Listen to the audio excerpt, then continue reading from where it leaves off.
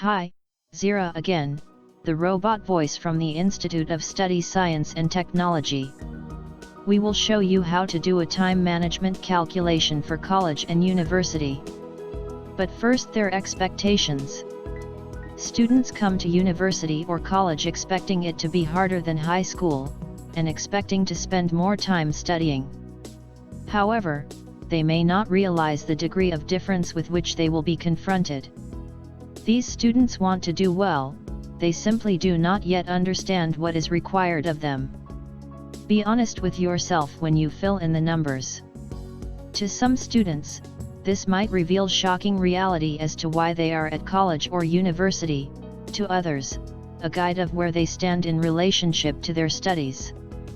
The college or university experience is about more than just coursework. It is also about classes, exams, studying, working with professors, and, hopefully, gaining a wealth of useful knowledge and new ways of thinking. In order for students to succeed, they need to put in the time.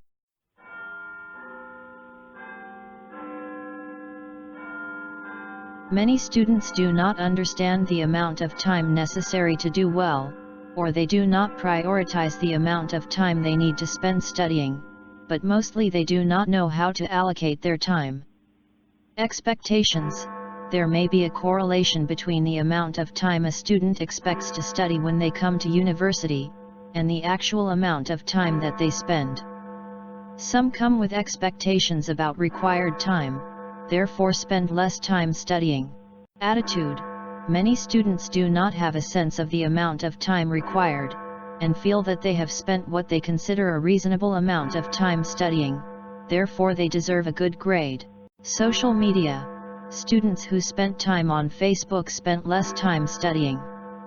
This suggests that these students spent on average of 1 to 5 hours per week studying as in high school, rather than the 15 hours plus per week that the non-Facebook users spend.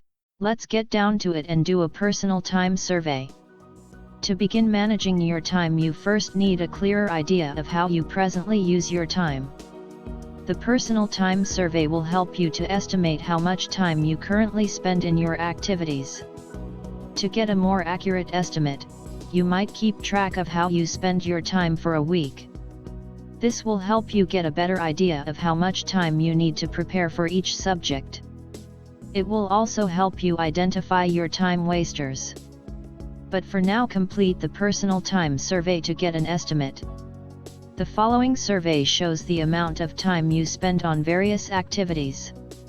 When taking the survey, estimate the amount of time spent on each item. This will give you the total time spent on each activity in 1 week. After each item's weekly time has been calculated, add all these times for the grand total.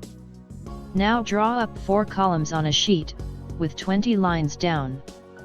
The first column, write in what it is for. The 12 lines from 1 to 12 are then marked in each line with the following: sleep, grooming, meals and snacks including the prep time, travel time weekdays, travel time weekends, entertainment, chores, errands, part-time work, class attendance, socializing, and sports. The second column is the number of hours per day for each item. The third column is the times in a week per item. The fourth column is the total hours, which is column 2 multiplied by column 3. Now add up the totals in column 4, which indicates the number of hours you spend on activities in a week. Bear in mind there are 168 hours in a week.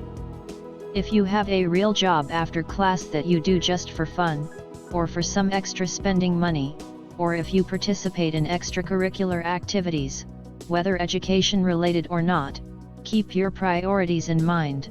Your education should come first. Get your free ebooks and sessions from our website at https://thebeststudycourse.com, to also see who supports and commends us.